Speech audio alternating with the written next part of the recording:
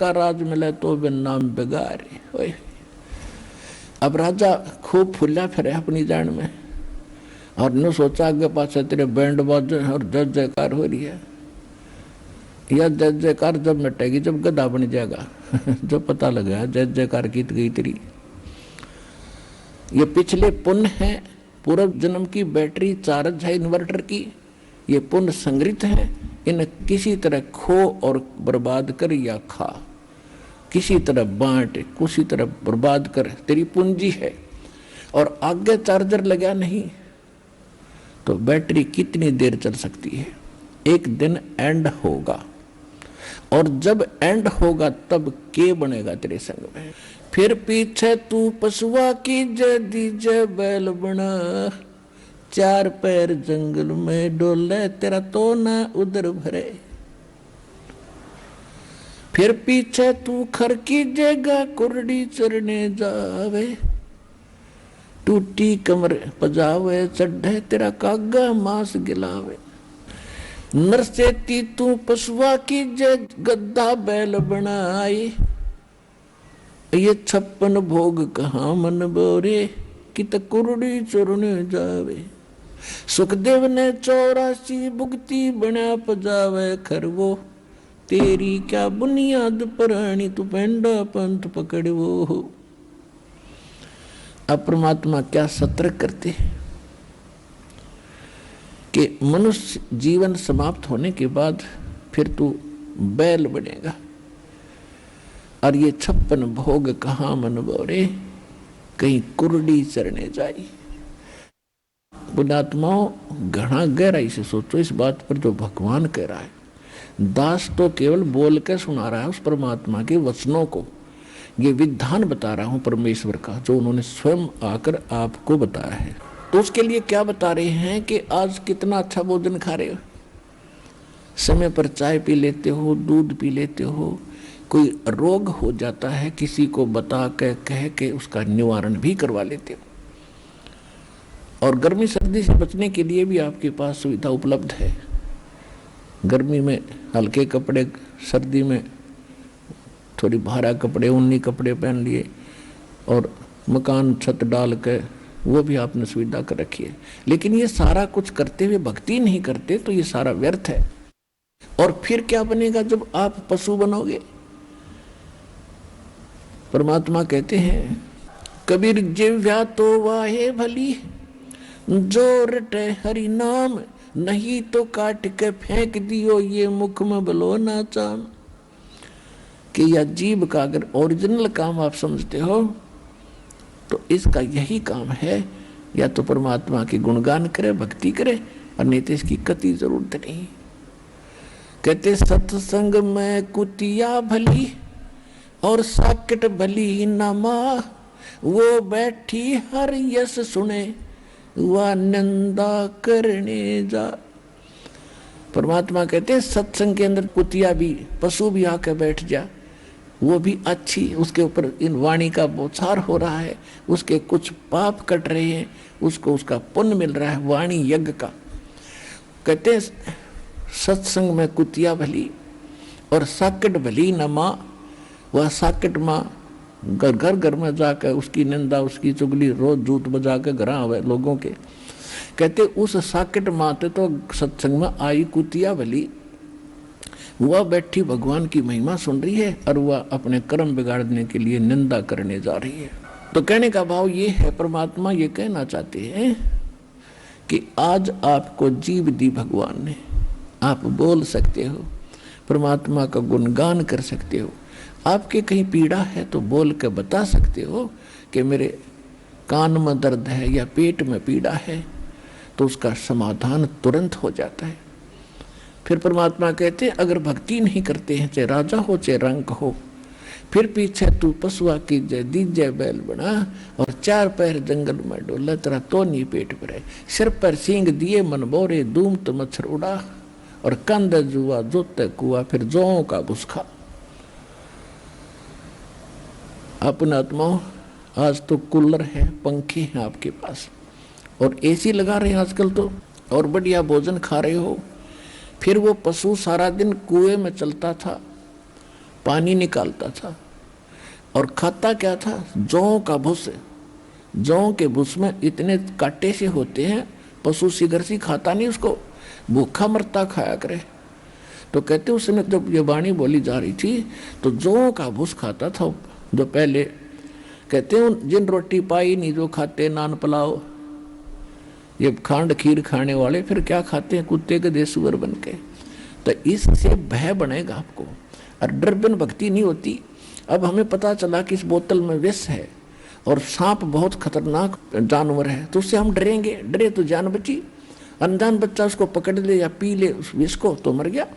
तो इस ज्ञान से आपको डर बनेगा, डर से फिर आप सतर्क हो जाओगे, आपका कल्याण होगा। तो ये सच्चाई है। तो क्या बताया है कि फिर अब बैल दास के जीवन में घटना घटी। उस समय तो इतनी याद उसकी आई नहीं, जब इस तत्व ज्ञान से परिचित हुए फिर सबकी आन लगी, सपने में भी दिखने लगी वो घटना। हम दास का जन्म एक किसान जाट परिवार में हुआ और हमारे घर एक बैल था। उसको हाली खेतों में सुबह सुबह खेत जोतने के लिए वक़्त से ले जा रहा था। मेरा चाचा हाली था और रास्ते में कोई कील पड़ी थी लोहे की, अंधेरे में वह बैल के पिछले खुरों के बीच में फंस गई, अच्छी गहरी चली गई। और बैल था वो अच्छा तेज चलने वाला, फटाफट कई कदम रख गया और वह सारी अंदर बैठ गई। पैर लंग करने लग गया वो बैल काफी। तो पहले ये सोचा करते थे, आम विचार थे आम हाली के कि भी बैल का कोई ऐसे लंग हो जा पैर में तो उसने रोकना नहीं चाहिए, नस पे नस चढ़ वह चलने से खुलेगी, रोक दिया तो पैर जाम हो जाएगा। जिस कारण से हाली ने सारा दिन चलाया वो, और शाम तक तो उसके पैर में सोई भी आ गई और वो आकर बैठ गया, उठा नहीं, और सोई पहुंच गई ऊपर तक, घुटने से भी ऊपर तक। ऐसे गांव के वो वैद्य होया करती, वो देखा किसी ने, थोड़ा बहुत जानता था, उसने कहा इसका बा आ गया और घुटने में इसके जोड़ों में बा आ गया। वह कील तो लग रही खुरों में और पट्टी बांध रखी घुटने पे है। अब वो बोल के नहीं बता सकता मेरा पीड़ा कहाँ है। अफलातून और जब मनुष्य था उसने नो कहता होगा किसने देखा है, देखी जाएगी। अब देख ले, कि देखेगा तो देखना तब है। संतों के विचार सुनो, कल्याण कराओ, अपना पीछा छुड़वाओ।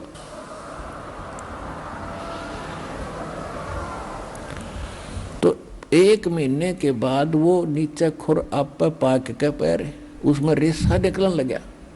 तब तक पट्टी घुटने पर बंद लग रही है। फिर देखा घर के सदस्य ने करी तो इसका यहाँ गड़बड़ दिखा है।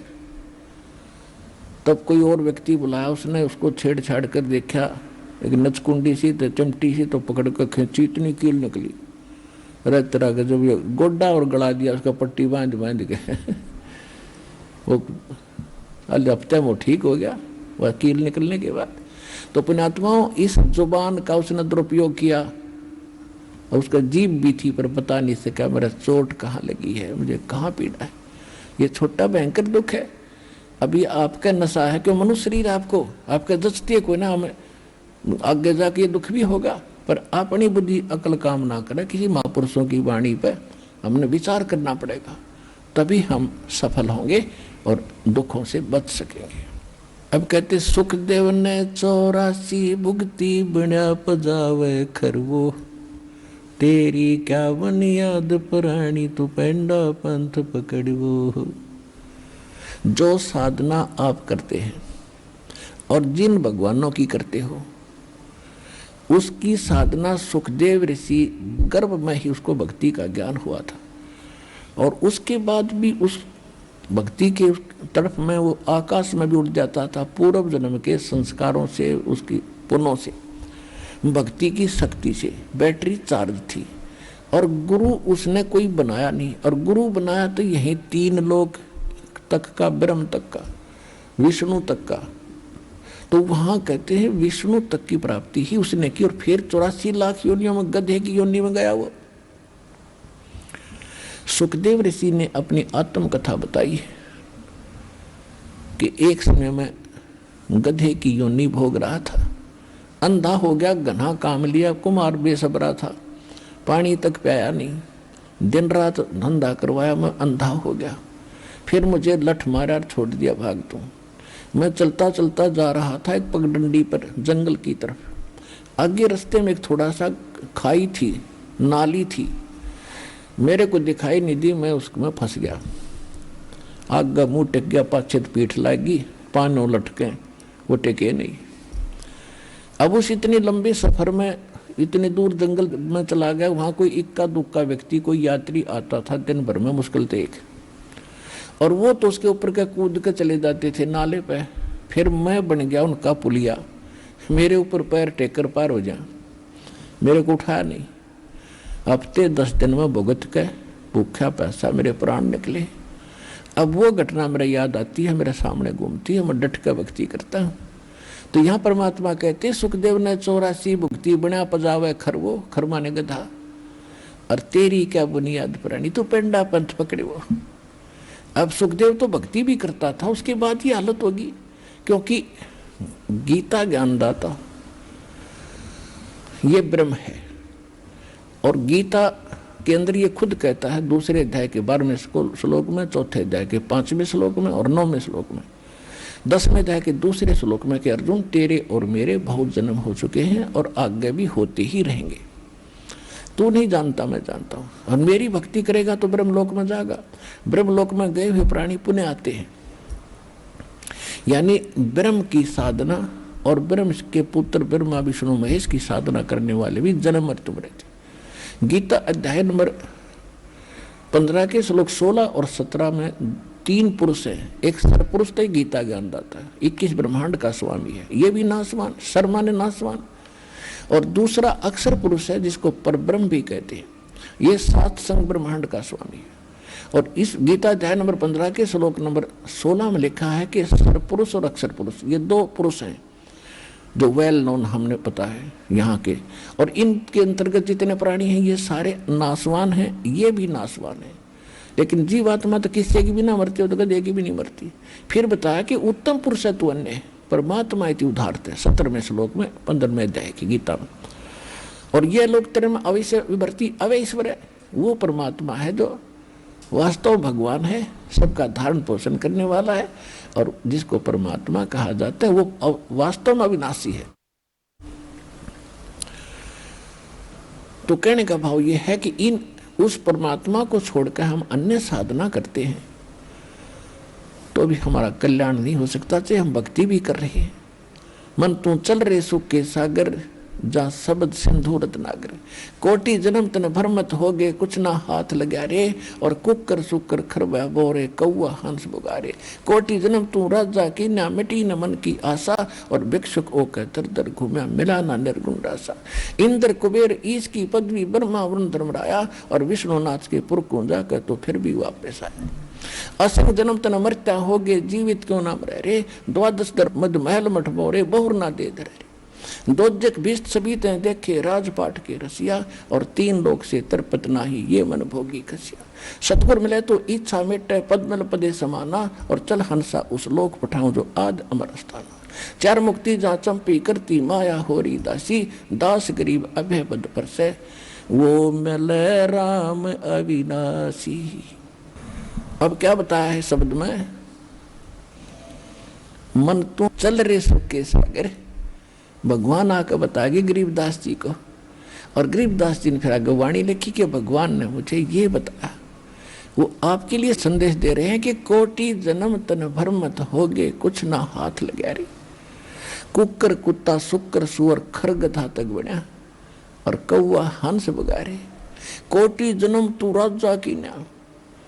आपको दास ने बहुत बार महावीर जैन जी का इतिहास जीवनी दिखाई है। वो कितनी बार तो राजा बना, देवता बना, और फिर गधा बना, 60 करोड़ बार, 30 करोड़ बार कुत्ता बना, तो 60 देवता पद ने 80 लाख बार तो देवता बना, और 60 करोड़ बार गधा, गधा तेक का बना, तेरा सारी और देवतापन खत्म हो जाए आदमी का। तो यह भूल थी हमारा, हमने रास्ता ठीक नहीं मिला, हमने डले भी ढोए, प्रयत्न भी किए, पर हमारे हाथ कुछ नहीं लग गया। कहते डम्ब करें डूंगर चढ़े, अंतर झीनी झूल, जग जाने बंदगी कराइए बोवे सूल बबूल। ये तो बबूल के सूल बो रहे थे। आज तक दो साधना करते थे ब्रह्मा विष्णु महेश ब्रह्म और परब्रह्म तक की। परब्रह्म का तो बेरा ही नहीं था। पारब्रह्म तो अब पता चला, परब्रह्म का भी नहीं पता, सुना सुना करते, और ब्रह्म तक मुश्किल से कोई पहुंचता था। तो क्या बताते हैं कि इन साधनाओं से जो तुम करते रहे हो, आपने इंद्र की पदवी भी पाली। इंद्र स्वर्ग का राजा होता है।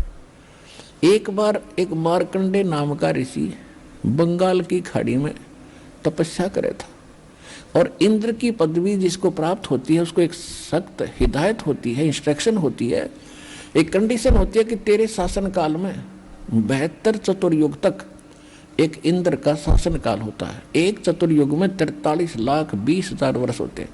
सतयुग, त्रेता, द्वापर, कलयुग 4 मिला के एक चतुर्युग कहता है। ऐसे ऐसे 72 चतुर्युगों तक वो इंद्र का राजा बनता है, जो नीचे कोई तप या कोई यज्ञ हवन आदि करके उस पद को प्राप्त करता है। उसको एक संकेत होता है कि तेरे शासन काल में यदि कोई इंद्र की पदवी प्राप्त करने योग्य तप या कोई धार्मिक अनुष्ठान सफल कर लेगा तो तुझे पद से हटा दिया जाएगा, उसको बैठा दिया जाएगा। तो राज पाने के लिए तो कुकर्म तार दे आदमी। यो इंद्र का राज स्वर्ग का इस पृथ्वी के छोटे से टुकड़े के लिए मुख्यमंत्री बस्तार दे, मुख्यमंत्री बनने के लिए वो स्वर्ग का राजा।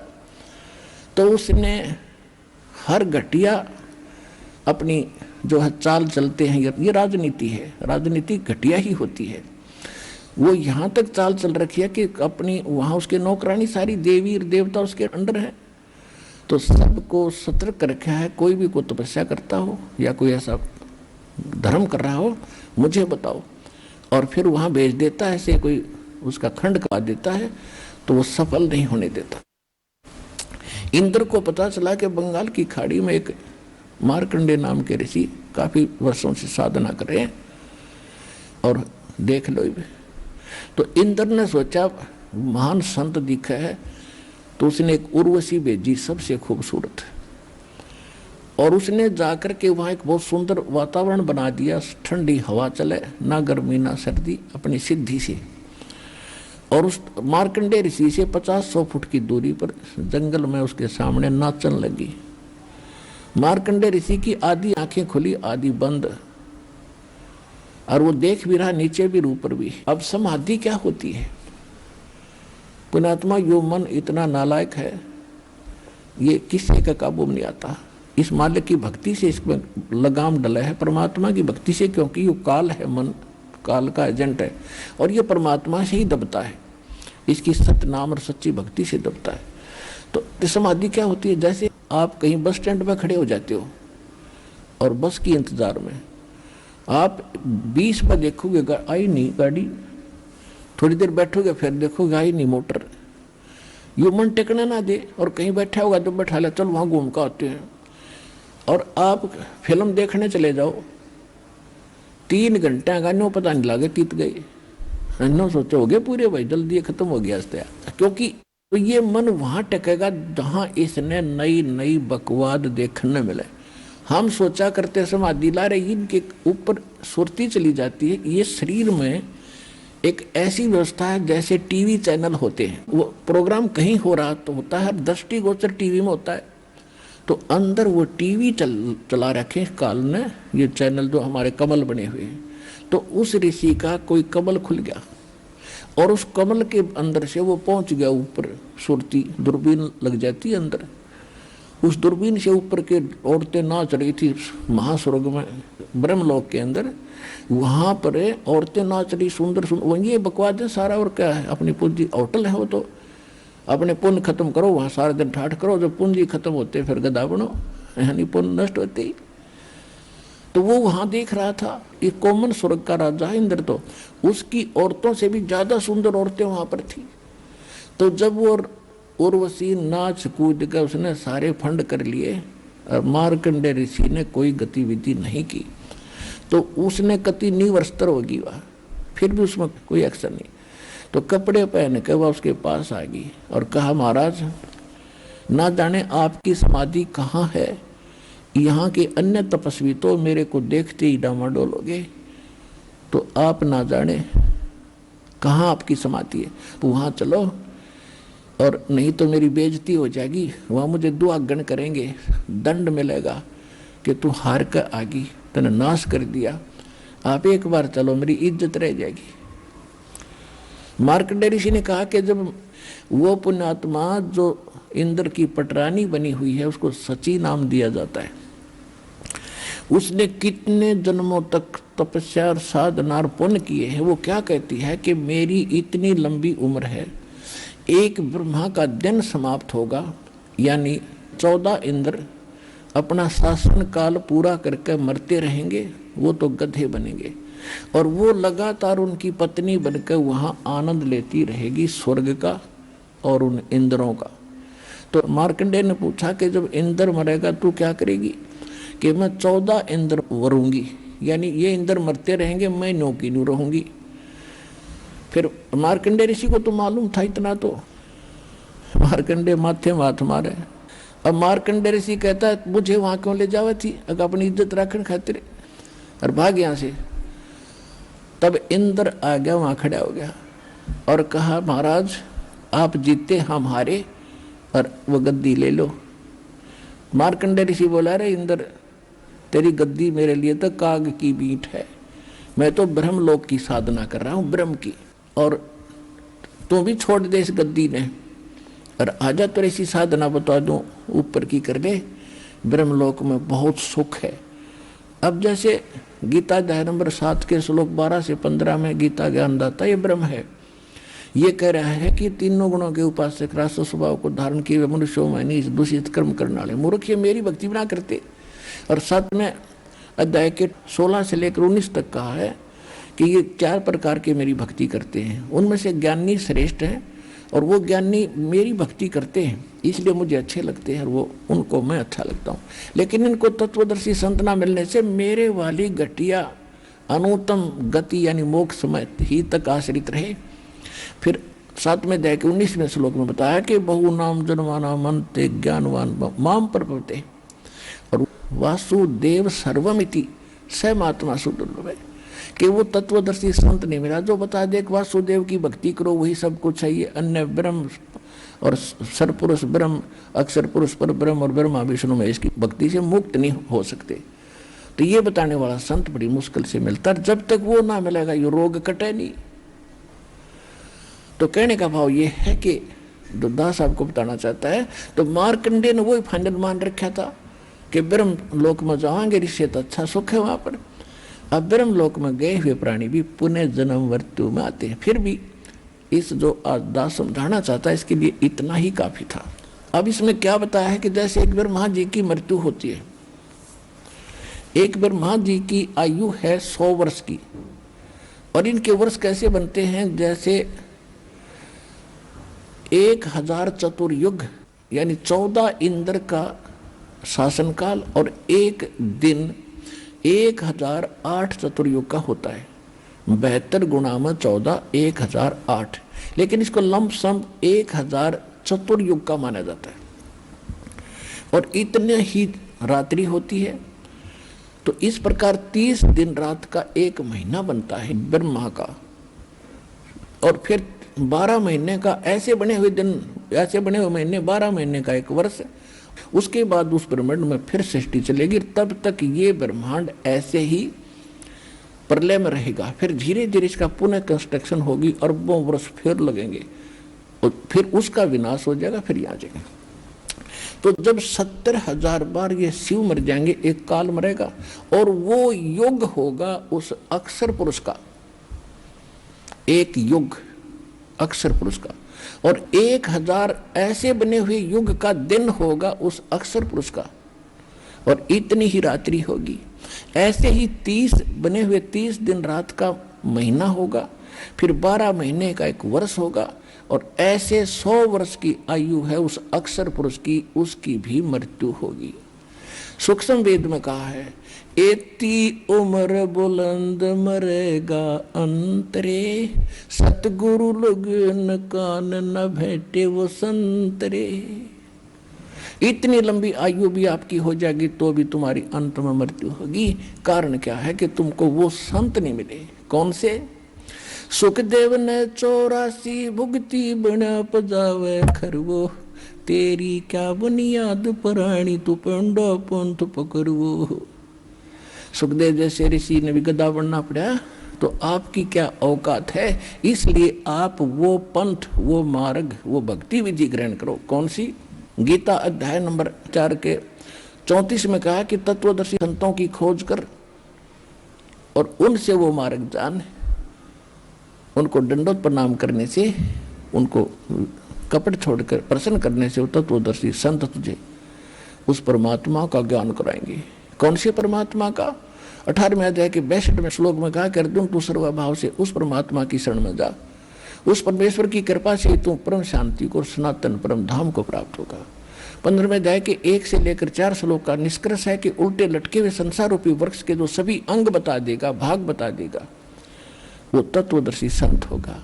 उसके पश्चात 4थे श्लोक में कहा 15वें अध्याय के कि उसके पश्चात परमेश्वर के उस परम पद की खोज करनी चाहिए, जहां जाने के बाद साधक फिर लौटकर कभी संसार बन जाता।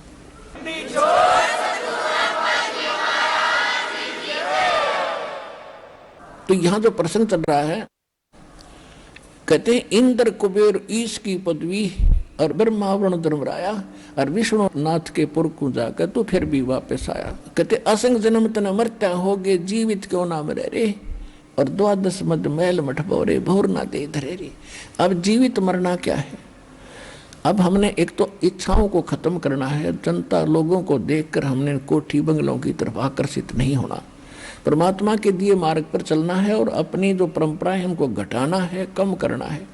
ब्याह शादी में बकवाद नहीं करनी। तो एक तो ये है संसार के से हटकर चलेंगे, और दूसरा ये है कि यूं सोच लो जीवित मरना, इसको कहते हैं दूसरे शब्दों में, जैसे एक व्यक्ति रात्रि में जा रहा था, नाइट सर्विस पर जा था, वापस आना था, कोई घना जरूरी काम था, यानी रात को भी उसने अपने काम में लेना था, रात्रि में वो दुर्घटनाग्रस्त होगी वह बस जिसमें वो सफर कर रहा था, वो व्यक्ति मर गया। अब वो कितना जरूरी काम मान रहा था कि वापस नहीं आता, नाश हो जाएगा, उसके पास इतना समय नहीं था कि दिन में जाऊं, नहीं बात बिगड़ जाती, रात ने वापस आना था और वो आप पर ना आया और वो काम धरा धरा रह गया। तो ये आपने सोचना पड़ेगा, जब आप सत्संग की तरफ चलते हो, यो मन बहुत टांग अड़ावेगा। और न्यो सोच लो भाई, मान लीजिए आज मैं इस काम ने इतना कंपलसरी मान रहा हूं, और कल न जब परमानेंट टिकट कट गई, वो काम भी रह जाएगा, आराम भी रह गया। तो न्यो सोच लो भाई, मर गया, आज मेरी मृत्यु होगी और चाली। अब 3-4 दिन आप यहाँ आते हो, कम से कम भगवान की चर्चा सुनोगे, कुछ पुण्य बनेंगे, परमात्मा की शरण में सच्चे हृदय से चलेगा आदमी, उसका काम नहीं बिगड़ेगा, ये गारंटीड बात समझ लेना। लेकिन हम डर घने रहे हैं क्योंकि हम सता गणे रखे हैं, डरा गणे रखे हैं, जिस कारण से हमारा दिल ना दृढ़ होता। तो दर्द भी वही करेंगे, आपको लावेंगे, फिर ऐसे झटके देंगे, ऐसे चमत्कार करेंगे, तो क्योंकि हम गणे सता रखे, मालिक ने बेरा है कि इनका ब्योंत नहीं रह रहा बेचारों का भी, तो वो हमें दर्द भी करेगा, हमारे को विश्वास भी दिलाओगा और प्रेरित भी करेगा, यहाँ लाएगा। तो इसके लिए ज्ञान कुछ सहयोग देगा आपको, इस ज्ञान के आधार से चल के देखो, होने दो जो हो रहा है। एक भाई अब उन्हें बैठे बैठे ना सो जाए। एक भगत बता रहा था कि हमारा एक पड़ोसी था और हम सत्संग में आते थे और वह वहीं ठाठ से रहते थे, और हमने नो क्या करते ये चले जा बाहर, न डरे को नहीं, घर में कि ना सो जाए। वह गर्मियों का मौसम था, सारे छत पर सोए थे और नीचे थे, उनका चोर सारा सामान काट ले गए, उन्हें चम्मच भी ना पाई, वो भी उनके सोफे भी लाद ले गए, बेड भी लाद ले गए, बोरी बिछाए सोए सामने। तुम तोड़े सारे थे, फिर क्यों करानी होगी हम तो चल सत्संग में जावा, आनी हो जा तो हो जाओ, बेशक फिर पूरे करेगा भगवान हमारे, लेकिन होया नहीं करती। तो कहने लगा उस दिन बाद से मेरा और पक्का दर्द हो गया, ये रोज तो क्या कर दे, ये तो सारे गड्ढे थे यार, इनका नाश क्यों हो गया भी हो, सारे जेवरात काट ले गए। काफी समय की बात है, 20 लाख रुपए का नुकसान हो गया था उनको, आज तो 20 करोड़ समझ लेना बता। तो इस ज्ञान से आपको दृढ़ता होगी। तो ये जीवित मरना है, मान ले 3-4 दिन में वापस आप जाओगे, और कोई थोड़ा बहुत काम खराब हो गया तो फिर संगवा लेंगे, रो के मालिक आगे कर्ज कराएंगे, फिर बरकत दे देगा कितने के। और परमानेंट टिकट कट गई, फिर क्या करोगे वहाँ फिर कौन से मालेगा हमने। तो ये बातें याद रखने की है। इसमें कोई भगवान के लिए तो राजाओं ने राज त्याग दिए, ये 2 दिन का काम क्या बड़ी चीज है। और उन्हें फिर भी ना मिला, तुम नांगे तो मिलेगा। जब घर ते लाई बुला के घर पहुंचा संदेशा भगवान ने, आप कहते पीछे हो लिए परमात्मा और साथ हैं कति। फिर क्या बताते हैं कि दोजिक नरक और बहिष्ठ स्वर्ग, इन सब में भटक लिया तू।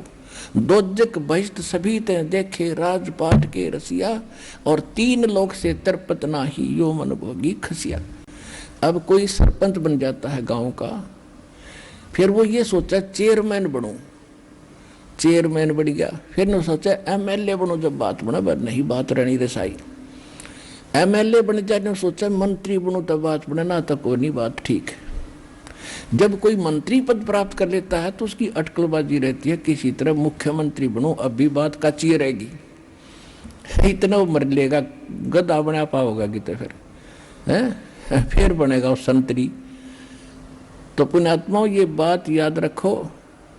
परमात्मा कहते हैं दोजक भयस्त सभी ते देखे राजपाट के रसिया, और 3 लोक से तरपत नहीं, इसका सब्र नहीं है। 3 लोक भी दे दे मन पापी ने, ये मन भोगी खसिया। फिर कहते हैं सतगुरु मिले तो इच्छा मिटे। कोई संत मिलेंगे तो ये इच्छाओं को कम करेंगे, ये छांग देंगे। उस जैसे किक्कर ने छांग दिया, पेड़ ने छांग देता है माली ताकि आगे बढ़े। तो हम चारों तरफ फैल गए, हमने सेट होना पड़ेगा आगे बढ़ने के लिए। आम के पेड़ को भी माली काट देता चारों तरफ से ताकि ये ऊपर को चले और यहाँ खराब ना हो। तो सतगुरु मिले तो इच्छा मिटे, पद मिल पदे समाना, और चल हंसा उस लोक पठाऊं जो आदि अमर स्थान। फिर क्या बताते हैं कि सतगुरु मिले तो इच्छा मिटे, पद मिल पदे समाना। संत मिलेंगे तो सही पद माने। यहाँ पद मिल पदे समाना के 2 अर्थ हैं। ये है सुख संवेद, ये उस दूसरे वेद से भी जटिल है, इसको समझना कोई बालकों का खेल नहीं। पद माने एक तो पद्धति यानी वे ऑफ वर्शिप, पूजा की विधि, और दूसरा पद वो कि गीता अध्याय नंबर 15 के श्लोक 4 में कहा कि तत्वदर्शी संत प्राप्ति के पश्चात परमेश्वर के उस पद की खोज करनी चाहिए, परम पद की, जहां जाने के बाद लौट कर साधक कभी संसार में नहीं आते। तो यहाँ ये सूक्ष्म वेद की वाणी जो बता रही है कि सतगुरु मिले तो इच्छा मिटे और पद मिले, ये सही भक्ति पद्धति मिले, और पद मिल पद समाना, उस पद में समा जाओगे जहां जाने के बाद फिर वापस नहीं आते। पद मिल पद समाना और चल हंसा उस लोक पठाऊं, जो आदि अमर स्थाना, शाश्वत स्थान में ले जाऊंगा। फिर क्या कहते हैं वहां कितना सुख है, 4 मुक्ति जहाँ चंपी करती, यहाँ की 4 मुक्ति तक खत्म होने वाली है और वो सदा रहेंगी। 4 मुक्ति जहाँ चंपी करती और माया होरी दासी, दास गरीब अभय पद पर से, वो मिले राम अविनाशी। कि चलो सतलोक में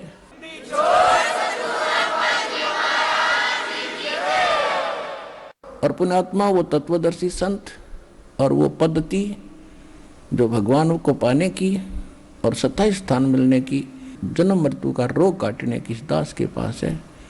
आओ और ग्रहण करो। हम पलकें बिछाए बैठे आपके लिए। जितने देर करोगे, जितना देर से आओगे उतना घना पछताओगे। बोलो सतगुरुदेव।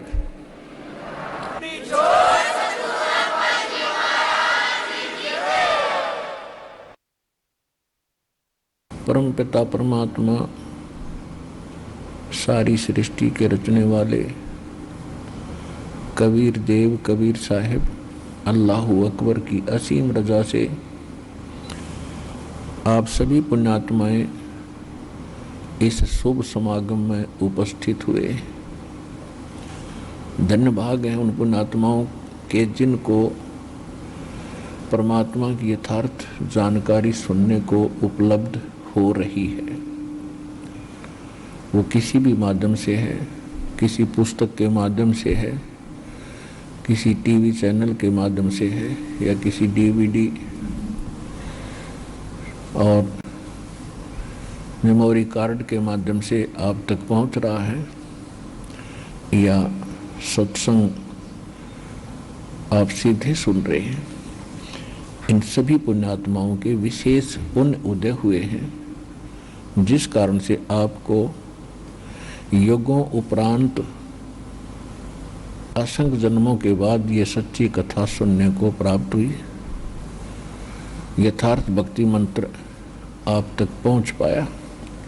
काल की सैकड़ों बाधाओं को तोड़कर परमात्मा ने आप तक अपना सच्चा ज्ञान पहुंचाया है। धन्य है आप और आपके माता पिता जिनसे आपका जन्म हुआ। प्रथम तो मनुष्य शरीर का मिलना बहुत ही दुर्लभ है।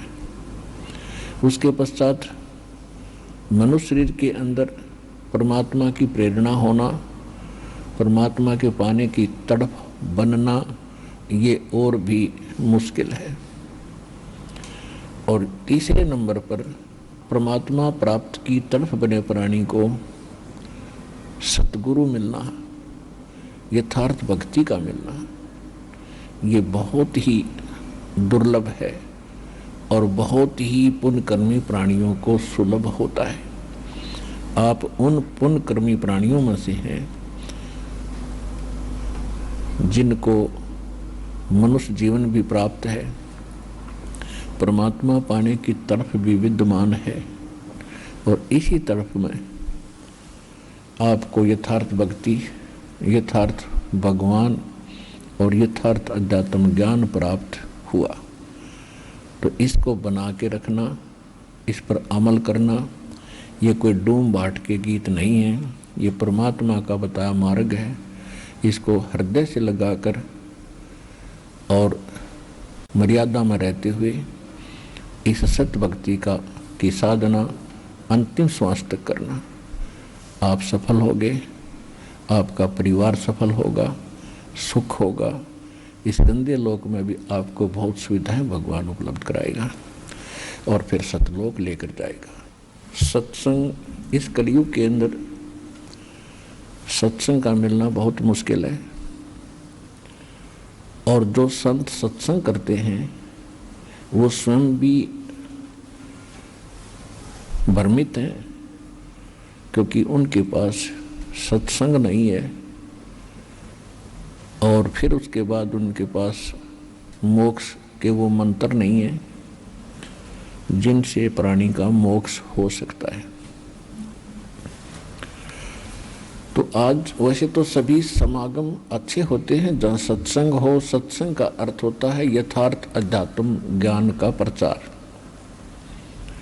जहाँ यथार्थ ज्ञान नहीं है वो सत्संग नहीं है। सत्संग के नाम पर एक केवल दिखावा है, एक बुलावा है जनता को। भोली आत्माएं सत्संग जान कर वहाँ बैठी रहते हैं और उन नकलियों को संत मानकर उन पर आश्रित रहते हैं, अपना जीवन नष्ट कर जाते हैं। तो वो उन संतों का तब तक तो दोष था नहीं जब तक उनको ये ज्ञान नहीं प्राप्त था, क्योंकि काल ने सबकी मति बंद कर रखी है, सबकी बुद्धि पर पत्थर डाल दिए। परमात्मा आए हैं उसके बाद हम प्राणियों की ये बुद्धि खुली है, ये ज्ञान सुन के।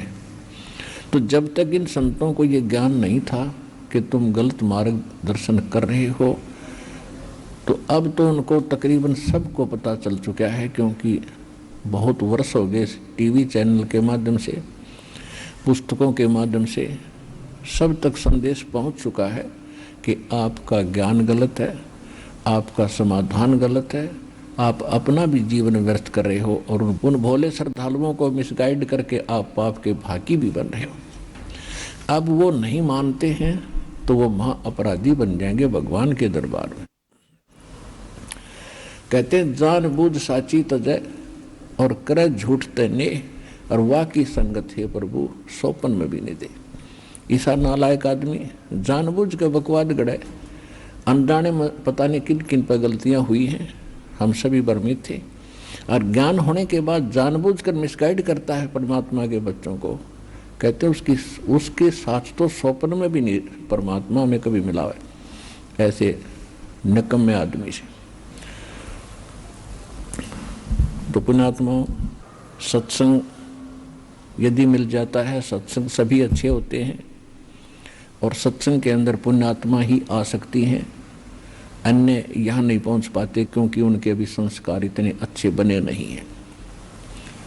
फिर भी आज का जो प्रोग्राम सत्संग प्रारंभ हो रहा है, समागम, ये एक विशेष दिन है इस दास के लिए।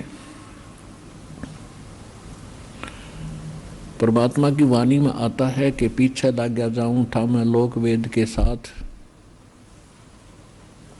रास्ते में सतगुरु मिल गए और दीपक दे दिया हाथ। ये दास बचपन से भगवान की तरफ में भटक रहा था। कभी हनुमान जी को इष्ट मानकर पूजा करते थे, कभी श्री कृष्ण श्री विष्णु जी को इष्ट मानते थे। इसके साथ साथ भगवान शंकर का भी सम्मान हम बराबर करते थे। कोई भी देवी या देवता या कोई छोटा मोटा इष्ट, कोई पूज्य स्थल हमें दिखाई देता था, कोई मंदिर मस्जिद गुरुद्वारा दिखता था तो हम नतमस्तक होते थे, क्योंकि भगवान की चाह थी। पिछले संस्कार हमारे साथ थे जिनके कारण हम स्वतः परमात्मा की तरफ आकर्षित थे।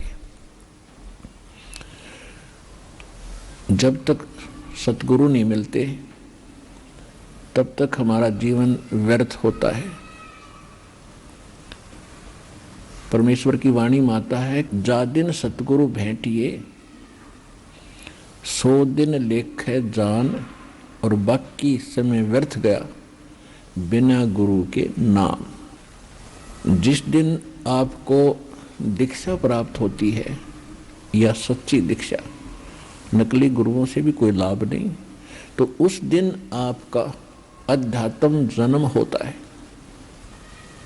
बाकी का समय आपका व्यर्थ गया। जैसे पशु पक्षी ही भी अपने बच्चों की परवरिश के लिए अपने घोंसले गुफा बनाने के में ही अपना सारा जीवन व्यर्थ कर देते हैं, ऐसे ही हम और आप कर रहे थे जब तक गुरु नहीं मिले थे। तो आज ये समागम जो प्रारंभ हुआ है, ये फाल्गुन की अमावस्या, इस दिन इस दास को वो परम संत, वो हमारे दाता गुरुदेव मिले थे, उनसे ये दीक्षा प्राप्त हुई थी और उनसे आशीर्वाद प्राप्त हुआ था। उस दिन अंग्रेजी हिसाब से 17 फरवरी 1988 था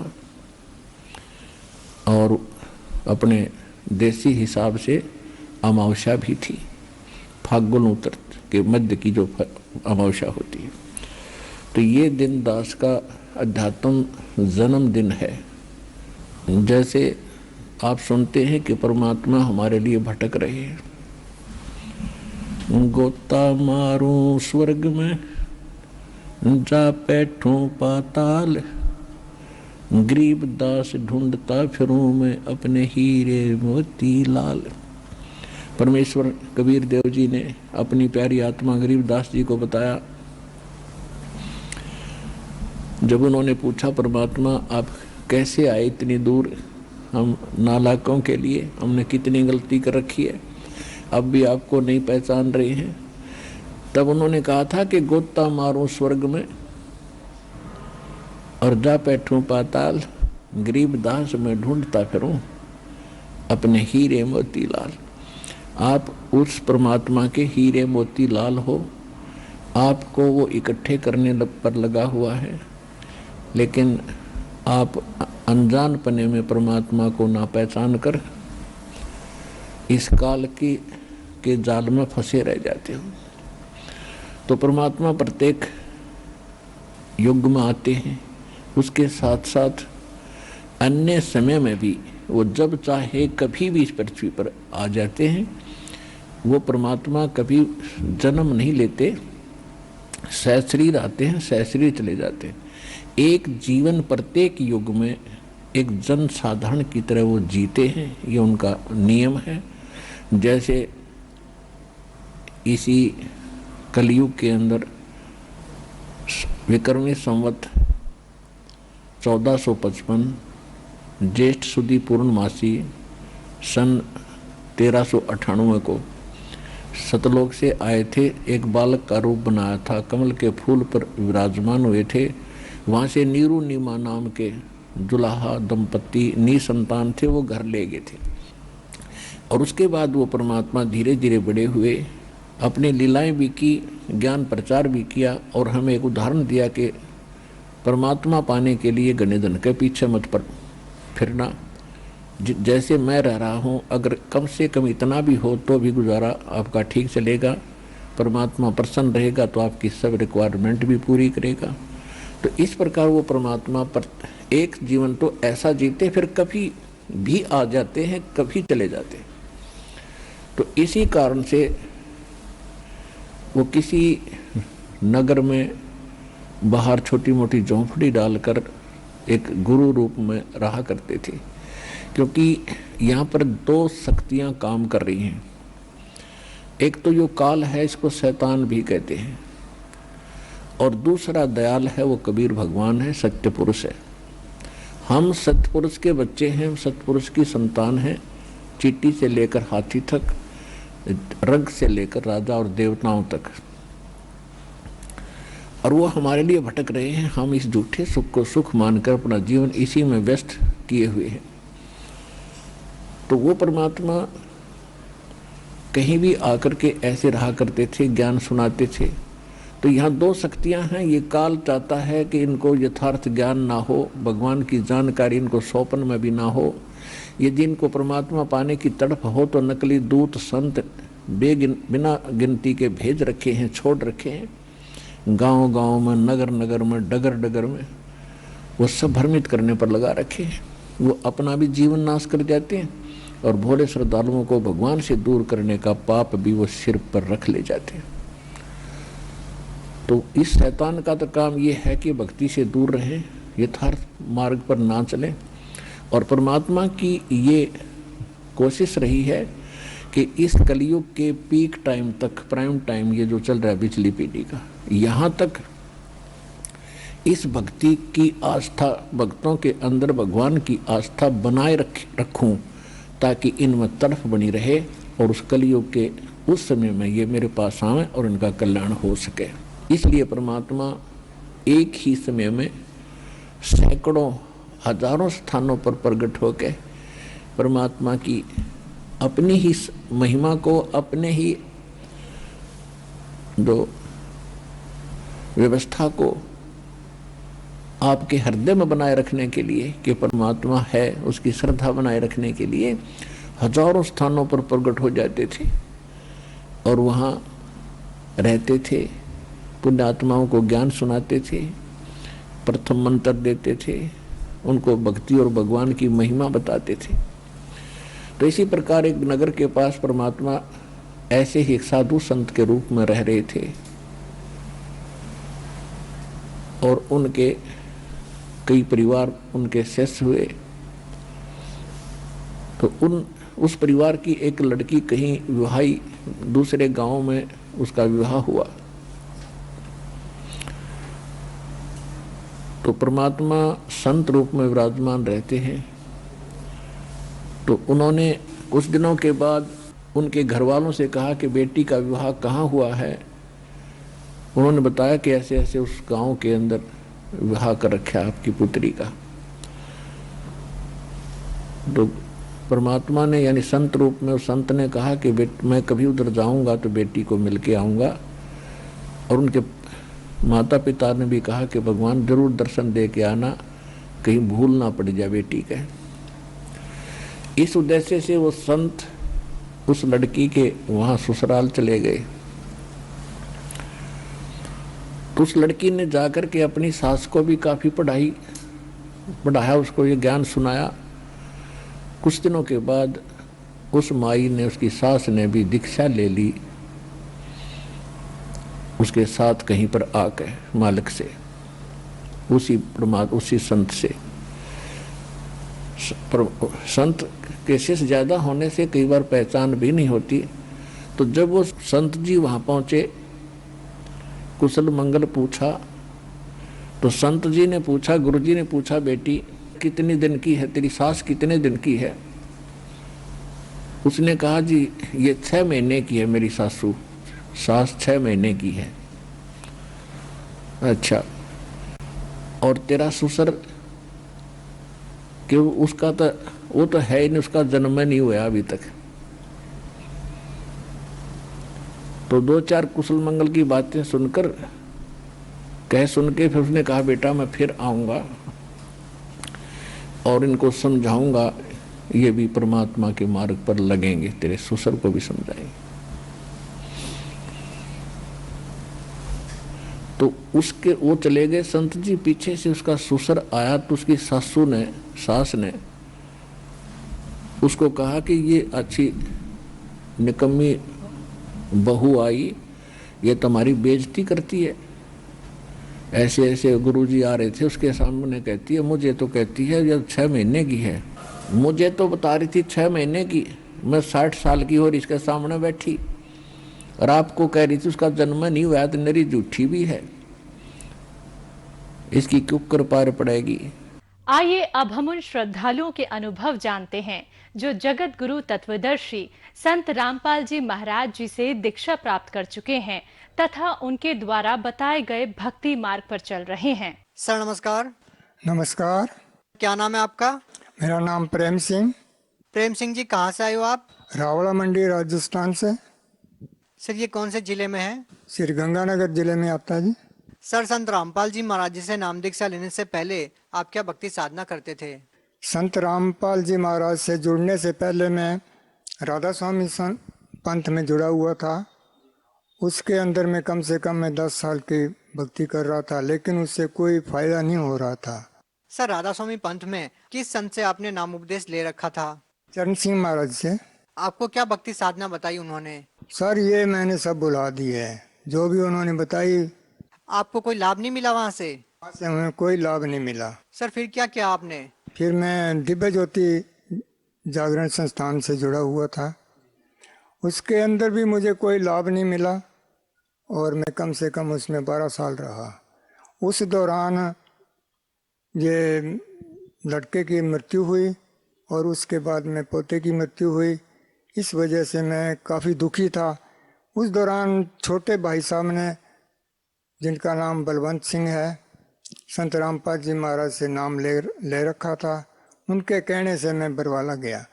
जब मैं बरवाला जा रहा था तो दिव्य ज्योति वालों ने मुझे रोकने की कोशिश की। मैंने फ़ोन पे बात की, मैं कहा भी मैं यहाँ से रुकूंगा नहीं, मैं ज़रूर जाके आऊँगा, देखूँगा। जब मैं वहाँ गया, वहाँ का माहौल देखा और मैं वहाँ जाने के बाद में पता मुझे क्या हुआ, मैं बहुत रोआ, बहुत इतना रोआ कि जैसे बच्चा रोता है। और उसके बाद में मैंने नाम लेके। सर आपने संत रामपाल जी महाराज जी से नाम दीक्षा कब ली?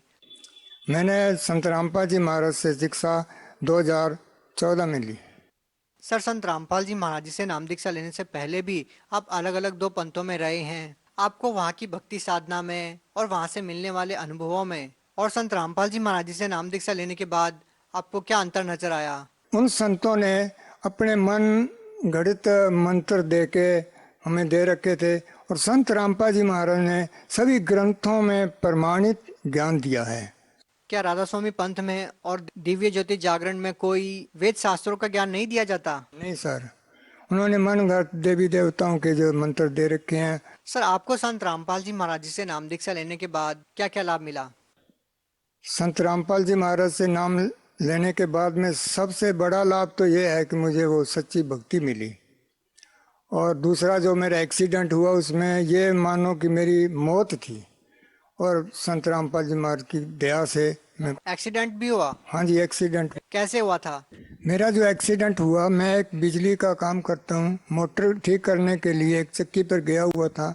उसमें कुछ फॉल्ट ऐसा ही था कि मुझे काफ़ी टाइम लग गया। रात्रि के लगभग कोई 8:30-9 बजे का टाइम हो गया और वो मुझे घर पे छोड़ने के लिए मोटरसाइकिल पे जा रहे थे।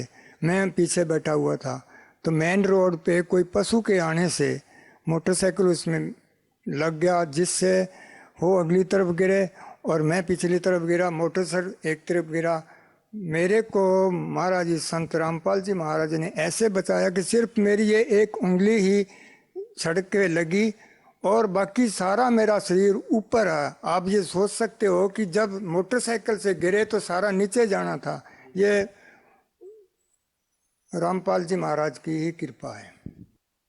सर, संत रामपाल जी महाराज जी जिनसे नाम दीक्षा लेने के बाद आपको इतने सारे लाभ मिले, मानसिक शांति मिली, वो संत रामपाल जी महाराज जी जो अपने अनुयायियों को इतने सारे लाभ दे रहे हैं, वो आज जेल में है। आप भगत समाज को क्या संदेश देना चाहेंगे कि उनसे नाम दीक्षा कैसे ली जा सकती है? मैंने 15-20 साल जो अन्य पंथों में खराब किए हैं उनसे कोई लाभ नहीं हुआ। मैं उन भाइयों को ये कहना चाहता हूँ कि आप संत रामपाल जी महाराज का सत्संग सुने, ज्ञान सुने, ज्ञान सुन के अपना कल्याण कराएं। बहुत बहुत धन्यवाद।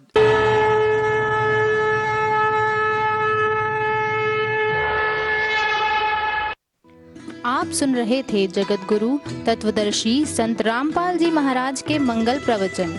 अधिक जानकारी के लिए संपर्क करें 8222-880-541, 8222-880-542, 8222-880-543, 8222-880-544।